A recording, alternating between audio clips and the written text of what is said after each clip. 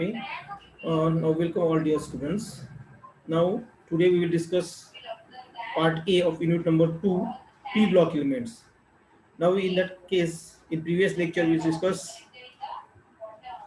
uh, P block element, oxygen family elements, then halogen family elements, electronic configuration, oxidation state, ionization potential of 16 and 17 group element. That means 16 group is nothing but oxygen family elements and 17 group is nothing but halogen family elements. Okay, and now again in previous lecture we discussed about interhalogen compounds and few compounds or examples of interhalogen compound. That means how form the interhalogen compound. Okay, now here in this lecture we discuss, that means here today we will discuss next part, which is the fluorocarbons. Okay, now what is meant by fluorocarbon? First question. What is also known as the fluorides of carbon. Fluorides of carbon. म्हणजे बघा, name itself suggests here fluorocarbons or fluorides of carbons. That means simple, carbon combined with fluorine and to form a stable compound which is known as a fluorocarbon. ठीक आहे. तरी आपण question बघा, what are fluorocarbons. पहिला question याच्यामधला आपल्याला असं होईल की फ्लोरोकार्बन आहे काय. तर सरळ सरळ आपल्याला माहित आहे की हॅलोजन फॅमिलीमध्ये फ्लोरीन हा फर्स्ट मेंबर आहे की ज्यामध्ये डी ऑर्बिटल नाही, त्याची इलेक्ट्रोनिगेटिव्हिटी सर्वात जास्त आहे आणि तो हायली रिएक्टिव्ह एलिमेंट्स आहे. तसे हॅलोजन फॅमिलीमध्ये एलिमेंट्सच हायली रिएक्टिव्ह आहेत, पण फ्लोरीन त्याच्यात जास्त रिएक्टिव्ह आहे. Okay, now strongly form fluorides with the most all metals and non metals. आता आपण बघितलं आत्ताच अगोदरचे जे लेक्चर बद्दल डिस्कस केलं आपण की आपण इंटरहॅलोजन कंपाऊंड बघितले मित्रांनो. तर आपण बघा, in that interhalogen compounds fluorine always combine with bromine, fluorine combine with iodine, fluorine combine with chlorine, like this. म्हणजे फ्लोरीनच सगळ्यांसोबत कंबाईन झालाय. CL एक तयार झाला, BR F2 तयार झाला, F3 तयार झालाय, बघितलं आपण हे. नंतर IF5 तयार झालाय किंवा ClF5 तयार झालाय, त्याच्यानंतर IF7 तयार झालाय. That means here what happen, म्हणजे फ्लोरीन हा कंबाईन होतोय मेटल सोबत ऍज वेल एज नॉन मेटल सोबत, कारण तो हायली रिॲक्टिव्ह आहे. ओके, म्हणजे वेगवेगळ्या कंडिशनला आपण जर वेगवेगळी कंडिशन फॉलो केली तर हा फ्लोरीन काय करतो, आपल्याला खूप साऱ्या रिॲक्शन्स देतो. Okay, now a lot of known organic compounds are found which hydrogen atom replace. आता हे आपल्याला जनरल माहीतच आहे की भरपूर साऱ्या ऑर्गॅनिक कंपाऊंड्स मध्ये असं आहे की हायड्रोजन ॲटम जो आहे, ऑर्गॅनिक कंपाऊंड मधला हायड्रोजन ॲटम जो आहे, कार्बनला जो अटॅच आहे, तो हायड्रोजन ॲटम रिप्लेस होऊ शकतो कशाने, किंवा रिप्लेस केलेला आहे कशाने, फ्लोरीनने. फ्लोरीन ह्या ॲटमनी ते हायड्रोजन ॲटम रिप्लेस केले आणि जे करस्पॉन्डिंग कंपाऊंड फॉर्म होतात मग ते झाले fluorides of carbon किंवा fluorocarbon. That means a compound or organic compound which is formed by fluorine and carbon. Okay, fluorine and carbon. Such compounds or organic compound known as a fluorocarbon. असं general मध्ये आपल्याला definition त्याची सांगता येईल. काय म्हटलं, organic compound which is formed by carbon combined with fluorine. Okay, and which is known as a fluorocarbon, also known as the fluorides of carbon. Example या ठिकाणी दिले बघा. आता यामध्ये CH211CH2 हा होता. हा जो कंपाऊंड आहे हा आहे CH2 double bond CH2. Clear. Okay, म्हणजे हा इथिल किंवा आपण त्याला इथिलीन म्हणतो, ETHYLENE. ओके, हा जो इथिलीन आहे यामध्ये हे दोन हायड्रोजन काढले, इथे दोन हायड्रोजन काढले, दोन फ्लोरीन आणले. म्हणजे काय झालं, ऑर्गॅनिक कंपाऊंड मध्ये हायड्रोजन का रिप्लेस केले कशाने, फ्लोरीनने, आणि हा करस्पॉन्डिंग का तयार झाला, म्हणजे यामध्ये फ्लोराइड्स तयार झाला. म्हणजे हे अल्किनचं एक्झाम्पल, हे अल्काईनचं एक्झाम्पल, हे हॅलाइडचं एक्झाम्पल, असे एक्झाम्पल्स आपल्याला फ्लोरोकार्बनची यामध्ये काय करता येते, पाहता येईल. ओके, म्हणजे काय आहे थोडक्यात फ्लोरोकार्बन म्हणजे काय, कार्बन ऑर्गॅनिक कंपाऊंड असा की ज्यामध्ये कार्बन हा फ्लोरीन सोबत कंबाईन आहे.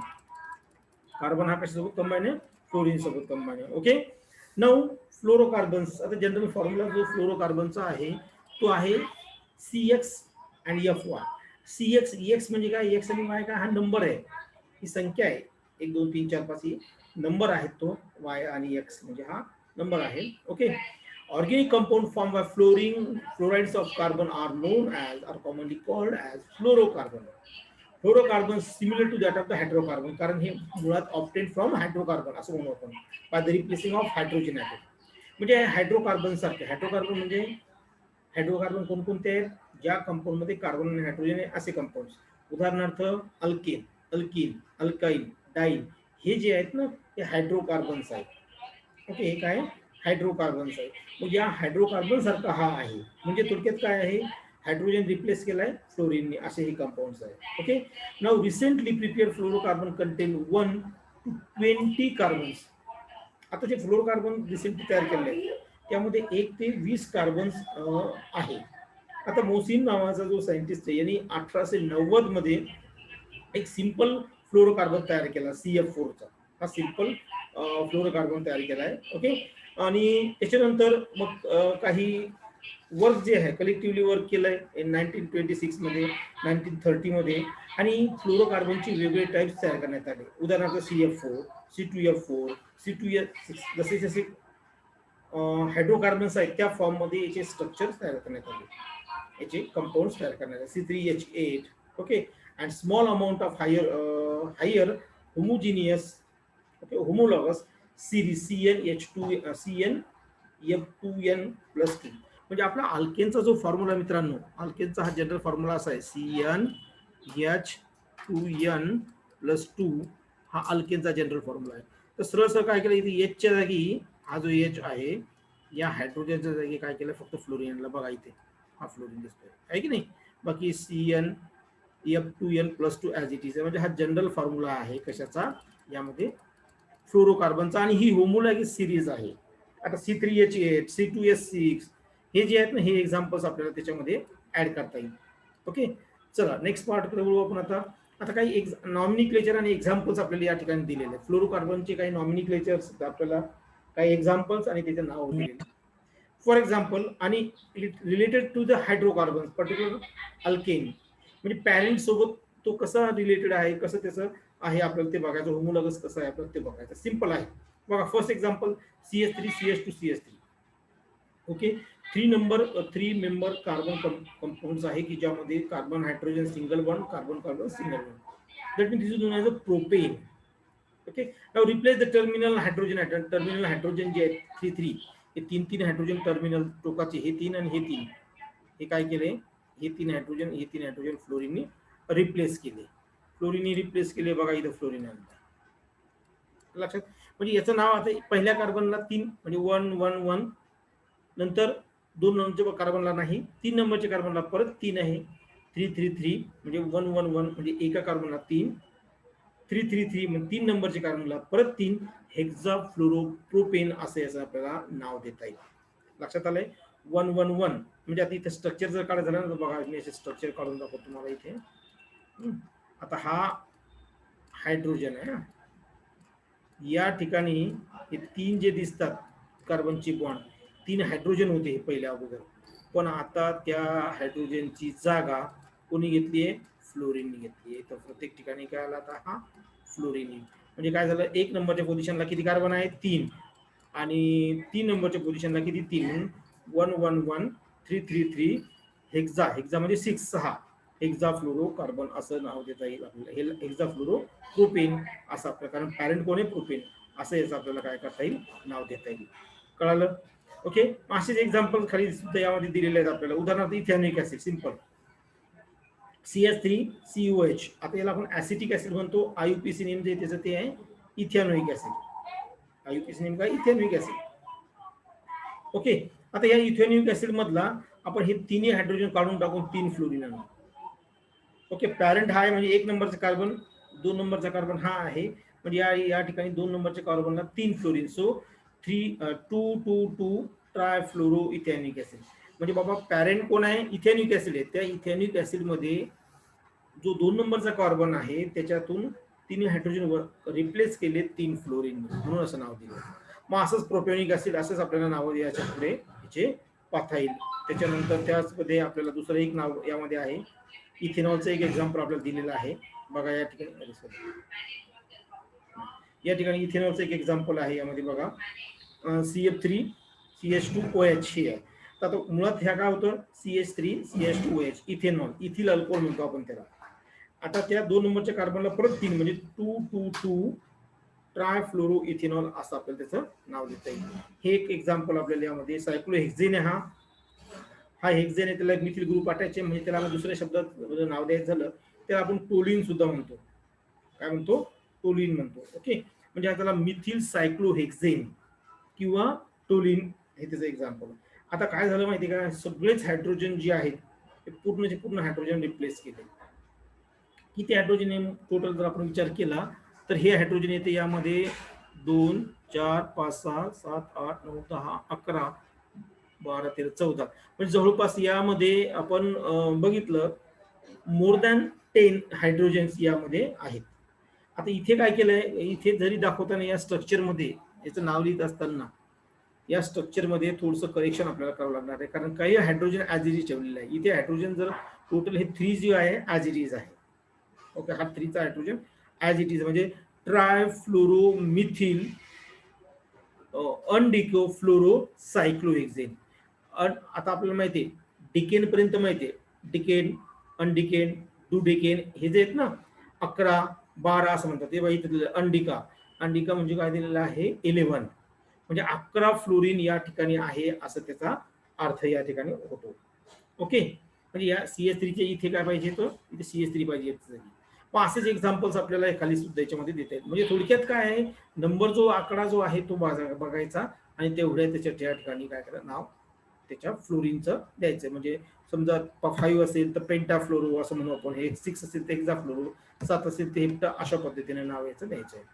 ठीक आहे. सो हे काही एक्झाम्पल आपल्याला इतकं किचकट एक्झाम्पल राहणार नाही, पण हे काही एक्झाम्पल्स आपले याचे माहीत पाहिजे. ओके, नाउ नेक्स्ट पार्ट आहे प्रिपरेशन ऑफ फ्लोरोकार्बन्स. आता शॉर्ट मध्ये घेणार आपण. आता प्रिपरेशन रिएक्शन वगैरे काय आपल्याला विचारणार नाही असं, कारण आपल्याला आता डिस्क्रिप्टिव्ह नाही MCQs असणार आहे. पण आपल्याला माहित पाहिजे की how will you prepare fluorocarbon. तर सिंपल आहे, फ्लोरोकार्बन प्रिपेअर केला हायड्रोकार्बन पासून, आणि तो उदाहरणार्थ एक हायड्रोकार्बन घेतला त्यामध्ये CH4 मिथेन. त्या मिथेन सोबत फ्लोरीन रिॲक्ट केला आणि मिथेन सोबत फ्लोरीन रिॲक्ट केल्यानंतर CF4 तयार झालं आणि हायड्रोजन गॅस इव्हॉल्व झाला. CF4 is nothing but the tetrafluoromethane असा हा कंपाऊंड आहे, टेट्राफ्लोरोमिथेन. ठीक आहे. आता यामध्ये ज्यावेळेस हायड्रोजन रिप्लेस होतो या C आणि हायड्रोजन, कार्बन हायड्रोजन बॉन्ड मधून फ्लोरीन त्याला रिप्लेस करतोय, ही रिएक्शन ही एक्झोथर्मिक रिएक्शन आहे. लक्षात, ही कशी आहे, एक्झोथर्मिक रिएक्शन. यामध्ये in this replacement large energy liberate and more than sufficient to break the carbon carbon bond. म्हणजे काय असते, जेवढी एनर्जी लिबरेट होते तेवढे कार्बन कार्बन बॉन्ड जो आहे तो ब्रेक करण्यासाठी काय ती सफिशियंट आहे. एक उदाहरण बघा या ठिकाणी दिले आपल्याला. C6H6 म्हणजे बेन्झिन घेतलं थोडक्यात. हा बेन्झिन रिॲक्ट केला फ्लोरीन इन नायट्रोजन ॲटमॉस्फिअर मध्ये AgCu च्या प्रेझेन्स मध्ये ॲट अबाउट 265 डिग्री सेल्सिअसला. तो आपल्याला 58% C6H12 हा कंपाऊंड मिळतो, म्हणजे सायक्लोहेक्झेन जो आहे त्या फॉर्मचा. म्हणजे आपण असं म्हणू सायक्लोफ्लोरोहेक्झेन आपल्याला हा मिळाला. यामध्ये सायक्लोफ्लोरोहेक्झेन म्हणजे हेक्झा 6 जे आहे ते 12 जे आहे तिथे फ्लोरीन त्यामध्ये आलेले आहेत. त्याच्यानंतर यामध्ये दुसरं एक एक्झाम्पल दिलं आपल्याला की पर्सेंटेजच्या केसमध्ये जर टेम्परेचर आपण काय केलं इन्क्रीज केलं, समजा आपण 260 डिग्री टू 280 डिग्री असे या दरम्यान घेतलं असेल तर पर्सेंटेज जे आहे आपल्याला ते थोडंसं काय मिळतं, कमी मिळते. पर्सेंटेज त्याचं आपल्याला कमी मिळते. ओके, त्याच्यानंतर नेक्स्ट परत सेम रिॲक्शन्स आपण म्हणू take place at about 100 to 200 degree Celsius. म्हणजे फ्लोरीन नायट्रोजन जे आहे मिक्सचर जे आहे हे आपल्याला रिॲक्ट करायचं आहे फ्लोरिनेशनसाठी ऑर्गॅनिक कंपाऊंड सोबत. तर ते त्याचं जे टेम्परेचर दिलंय ते 100 ते 200 डिग्री सेल्सिअस पर्यंत टेम्परेचर घेतलंय. तर अगोदर काय होतं माहिती का, सिल्वर फ्लोराईड फॉर्म होतो. काय तयार होतो, सिल्वर फ्लोराईड काय करतात अगोदर फॉर्म करतात, आणि that silver fluoride then react with the organic compounds. मग त्या ऑर्गॅनिक कंपाऊंड सोबत रिॲक्ट करतात. उदाहरणार्थ इथे सिल्वर फ्लोराईड आहे, हा या C6H6 म्हणजे बेन्झिन सोबत काय केलं, रिॲक्ट केलंय, आणि मग या ठिकाणी आपल्याला मिळालं C6F6 F12 C6F12. म्हणजे आपला जो फ्लोरोकार्बन आहे तो हा नाही हा फ्लोरोकार्बन आहे, आपल्याला लक्षात घ्या. अशी रिॲक्शन्स आहे. नंतर परत एक रिॲक्शन आहे fluorocarbon prepare by the hydrocarbon vapour pass over the cobalt trifluoride. आता कोबाल्ट ट्रायफ्लोराइड घेतला, यामध्ये हा कोबाल्ट ट्रायफ्लोराइड फर्स्ट प्रिपेअर केला आणि हा cobalt trifluoride then react with alkane. हा अल्केन आहे, अल्केन सोबत तो रिॲक्ट केलाय. ओके, तर अल्केन सोबत रिॲक्ट केल्यानंतर याचा अर्थ आपल्याला इथे आर बॉन्ड एफ जो मिळाला, R stand for alkyl group, F stand for fluoride, म्हणजे अल्किल फ्लोराइड या ठिकाणी आपल्याला मिळाला आहे. ठीक आहे, असंच एक रिॲक्शन घेतली आपण C2H6 म्हणजे इथेन, एक्झाम्पल घेतलं इथेन. इथेन आपण रिॲक्ट केलाय हा cobalt trifluoride. Now this is known as cobalt trifluoride. Okay, then it gives आता इथे पहा हेक्झा फ्लोरोमिथेन मिळाला आपल्याला, 6 फ्लोरीन असलेला मिथेन मिळाला, हेक्झा फ्लोरोमिथेन. पण थोडक्यात काय आहे, ही अशी रिॲक्शन्स आहे की डिफरंट टेम्परेचर आणि आपण काय करू शकतो, रिएजंट यूज करून फ्लोरीन जो आहे तो काय करू, सबस्टिट्यूट करू शकतो, किंवा आपण असं म्हणून हायड्रोजन रिप्लेस करू शकतो from hydrocarbon. Okay, now one more example, exchange of halogen. आतापर्यंत आपण जी रिॲक्शन घेतली, इन दॅट रिॲक्शन मध्ये आपण रिप्लेस द हायड्रोजन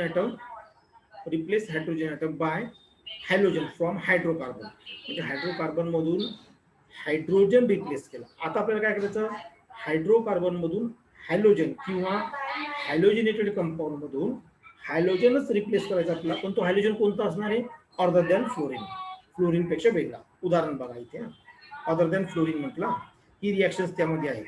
SbCl5 दिले, म्हणजे पेंटाक्लोरो अँटीमनी हा या ठिकाणी आपल्याला दिसतोय. हा HF सोबत रिॲक्ट केलाय in presence of mercuric oxide, then it gives SbCl2F3. म्हणजे काय झालं बघा, या ठिकाणचे 5 क्लोरीन आहे, 3 क्लोरीन रिप्लेस झाले, 3 क्लोरीन काय करले त्या ठिकाणी बाहेर पडले. ओके, पण आता एक समजून घ्या, यामध्ये हा महत्वाचा पार्ट आहे की हा जो फॉर्म झालाय SbCl2F2 हा काही फ्लोरोकार्बन नाही, कारण त्या ठिकाणी कार्बन नाही.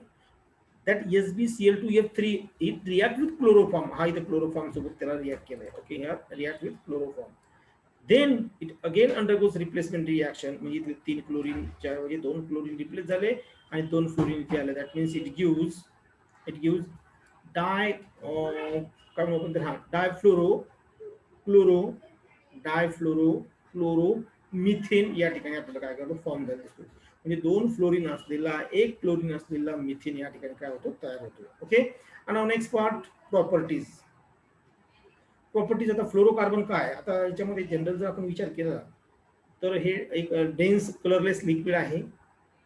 त्याच्यानंतर याचा स्मेलच्या बाबतीत जर तर अनप्लेझंट स्मेल येतो याचा, म्हणजे प्लेझंट म्हणजे नाही, प्लेझंट म्हणजे आपण सुखकारक किंवा आनंददायक स्मेल असतो. अनप्लेझंट म्हणजे थोडासा कसा आपल्याला झोमणारा हा स्मेल आहे. ओके, त्याच्यानंतर म्हणजे या 3 प्रॉपर्टी आल्या याच्यात, त्याचा कलर आला, ओडर आला आणि स्टेट आला. स्टेट कोणती आहे, लिक्विड आहे. कलर कसा आहे, कलरलेस आहे. आणि ओडर कसा आहे, हा अनप्लेझंट होतो. म्हणजे एकाच पॉईंट मध्ये 3 गोष्टी आलेल्या आहेत, लक्षात घ्या. They are soluble in water, insoluble in water, water मध्ये तो सॉल्युबल नाही. वॉटर मध्ये नाही, अनहायड्रस हायड्रोफ्लोरिक ऍसिड जे आहे त्याच्यामध्ये नाही, अल्कोहोल मध्ये नाही. पण थोडासा क्लोरोकार्बन आहे, CCl4 समजा, कार्बन टेट्राक्लोराइड CCl4 हा सॉल्व्हेंट असतो, यामध्ये मात्र तो सॉल्युबल आहे. हा जो आहे, हा फ्लोरोकार्बन हा स्टेबल आहे, हायली स्टेबल आहे. फ्लोरीन कसा फ्लोरोकार्बन फॉर्म झाला, हायली स्टेबल आहे. म्हणजे याच्यामध्ये CF बॉन्ड जो आहे हा मोर स्टेबल आहे CH बॉन्ड पेक्षा. म्हणजे fluorine carbon bond more stable or stronger than that of the carbon hydrogen bond. Okay, than that of carbon hydrogen bond. That's why fluorocarbon is more stable as compared to the hydrocarbons. Okay, clear? Now, so what is the bond energy, actual bond energy? That means amount of energy required to create bond, chemical bond in between fluorine and carbon. So which is a 486 kilojoule per mole. 486. And now this energy required to remove the carbon hydrogen bond, which is 415 kilojoule per mole.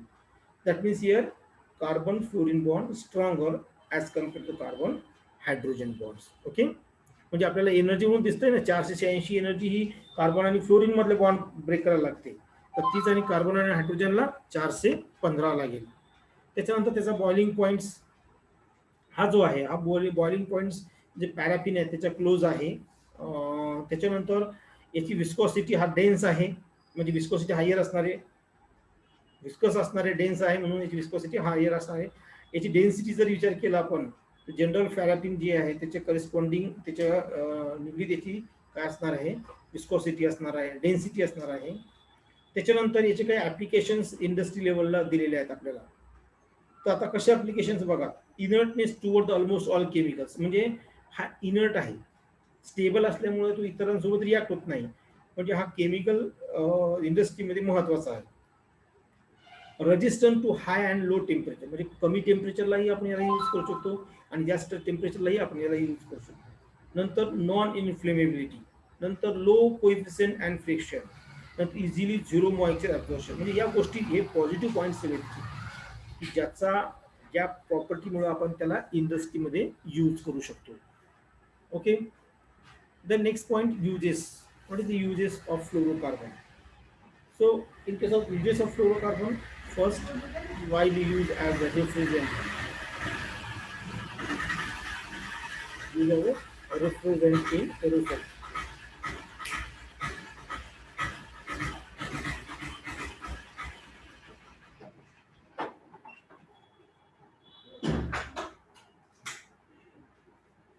Now, second use, fluorocarbon is used in the preparation of resin. हे आपण आता Teflon वगैरे ऐकतोय, Teflon वगैरे जे आहे हे fluorine पासून तयार केलेलं आहे. म्हणजे हायड्रोकार्बन मध्ये हायड्रोजन काढला आणि फ्लोरीन आणलंय, त्यापासून हा काय केलेला आहे, तयार केलेला आहे. याची मॅन्युफॅक्चरिंग वेगवेगळ्या प्रोसेसमध्ये यूज करतात. Manufacturing of preparation of equipments, काही इक्विपमेंट्स तयार करण्यासाठी याचा यूज आहे. उदाहरणार्थ वॉल डायफ्रॅग्राम्स, गॅस्केट, सील्स, असे काही वेगवेगळे instruments. Okay. Instrument equipment prepare करण्यासाठी काय होतं, याचा यूज होतो. Then they are widely use for the wire and cable insulation. हा इनर्ट कंडक्टर असल्यामुळे, का म्हणून त्याला नॉन कंडक्टर असल्यामुळे याचा इन्सुलेटर म्हणून सुद्धा काय होतं, या ठिकाणी यूज होतो. Okay. Temperature protector, resistant to temperature as well electricity आहे, त्याच्यामुळे याचं काय होतं, कव्हरिंगसाठी काय होतं, यूज होतो. उदाहरणार्थ आपण आयर्न प्रेस घेतो, इस्त्री त्याचा हँड तयार करण्यासाठी, किंवा एखाद्या वायर असेल त्यामधून इलेक्ट्रिकल होत आहे, त्या ठिकाणी इन्सुलेटर म्हणून असा याचा यूज होतो. Fluorocarbons have very low coefficient and friction in their use as. हा जो आहे ना, याचं फ्रिक्शन जे आहे, म्हणजे घर्षण म्हणतो आपण त्याचं, ते कमी होतं, म्हणून याचं लुब्रिकंट म्हणून याचा यूज करतो. आणि फ्लोरोकार्बन जे आहे त्याचे एक्झाम्पल सुद्धा आपल्याला काही याच्यामध्ये दिलेले आहेत, जे फ्लोरन्स म्हणून आपण रेफ्रिजरेटरमध्ये यूज करतो नॉट अबाउट, तर ते एक्झाम्पल सुद्धा या ठिकाणी आपल्याला. ओके. म्हणजे थोडक्यात काय आहे, हे त्याचे प्रॉपर्टीज, युजेस. आता याचा अर्थ की हा जो आहे फ्लोरोकार्बन, याचे काही डिसएडव्हान्टेज सुद्धा आहे, ते सुद्धा आपण बघणार आहोत. ओके. आता दुसरा एक महत्वाचा याचा यूज पहा, एक शेवटचा महत्वाचा use. Some perfluoro organics are use as a synthetic blood for the small mammals. म्हणजे छोटे ॲनिमल्स जे छोटे मॅमल्स जे आहेत त्यासाठी हा परफ्लोरो ऑर्गॅनिक कंपाऊंड्स जो आहे हा एक सिंथेटिक ब्लड म्हणून काय करतात, यूज करतात. ओके. आता याचे काही डिसएडव्हान्टेज काय आहे? डिसएडव्हान्टेज अशी आहे की हे पर्यावरणासाठी खूप घातक आहे. फ्लोरोकार्बन्स आपल्याला माहित आहे, हे काय CFC म्हणतात, CFC फ्लोरोकार्बन, हे जे आहेत हे काय होतं, जे ग्लोबल वॉर्मिंग आहे त्याच्यासाठी रिस्पॉन्सिबल आहे. ग्लोबल वॉर्मिंग म्हणजे आपण काय म्हणतो, ओझोन लेअर जी आहे त्याच्यावर स्ट्रॉंगली परिणाम कोणतो करतो, फ्लोरोकार्बनचा होतो. आणि जनरली हे जे आहेत ना, हे रेफ्रिजरेटर, AC वगैरे इथून बाहेर पडतात. आता नवीन नवीन थोडीशी मॉडिफाय निघत आहे ना, तर त्याचा हा डिसएडव्हान्टेज आहे, म्हणजे पर्यावरणासाठी खूप घातक आहे. इन्व्हायरमेंटल डॅमेज होतो याच्यामध्ये. Deflection of ozone layer due to the freon, जे आता आपण म्हटलं ते. त्याच्यानंतर ozone layer protect to earth from UV. Ozone लेअरचा रोल काय आहे, अल्ट्राव्हायलेट लाईट जे सनपासून येतात ते प्रोटेक्ट करण्याचं काम ही ओझोन लेअर करते. ओके. देन नेक्स्ट पॉइंट आहे, धिस UV रेडिएशन कॉजेस. आता हे जे UV डायरेक्ट आपण म्हणून समजा डायरेक्ट जर UV रेडिएशन आले तर काय होतं, तर ते डायरेक्ट जर UV रेडिएशन आपल्यापर्यंत आले, आपल्या पृथ्वीला आले, तर त्यामुळे आपल्याला स्किन कॅन्सर होऊ शकतो, लक्षात घ्या. म्हणून ओझोन लेअर जे ही या UV ला फिल्टर करते. पण होतं काय, या फ्लोरोकार्बनमुळे हा ओझोन लेअर काय होत आहे, याचं डिफ्लेक्शन होत आहे किंवा ओझोन लेअरला काय म्हणून आपण त्याला छिद्र पडत आहे, त्याच्यामुळे युव्ही लाईट डायरेक्ट अर्थवर येत आहे. ठीक आहे. तर असो, हा इतका पार्ट, आजचा पार्ट यामध्ये या ए पार्ट संपला. आता याच्यानंतर यामध्ये आहे आपल्याला बी पार्ट घ्यायचा आहे, की जो बी पार्ट आहे आपला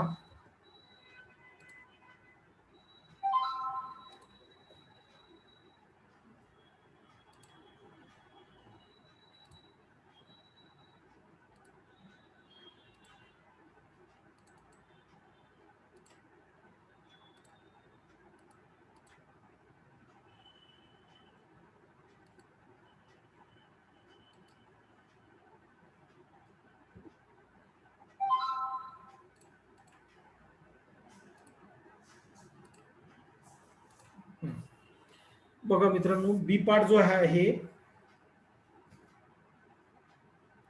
सॉरी, यामध्ये हा ए पार्ट झाला. ए पार्ट मध्ये काय काय घेतलं आपण थोडक्यात रिपीट करतोय.